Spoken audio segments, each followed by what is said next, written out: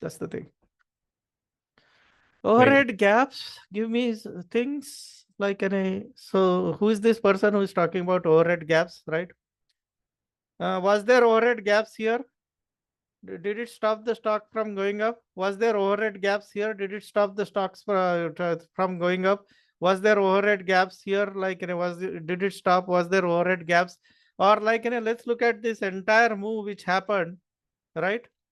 Was there resistance here? Right? Every single stock which has made a move in November and December, in fact, the biggest winners in November and December are all stocks which had the highest overhead resistance. So either that particular way of thinking works or it doesn't work, right? So here in this time period, stocks made such a big move, right? Did this stock have a overhead resistance when it started going up? Did this stock have a overhead resistance when it went up, right?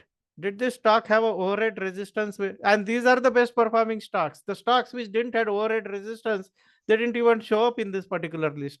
So either that theory is right or that theory is wrong, which is likely.